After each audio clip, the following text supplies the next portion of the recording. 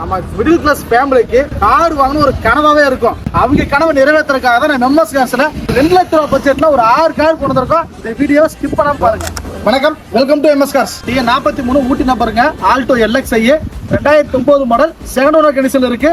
வெறும் 2 லட்ச ரூபாய் மட்டும் கோட் பண்றோம். TN59 மதர் நம்பருங்க. Alto LXi 2011 model second owner கண்டிஷன்ல இருக்கு.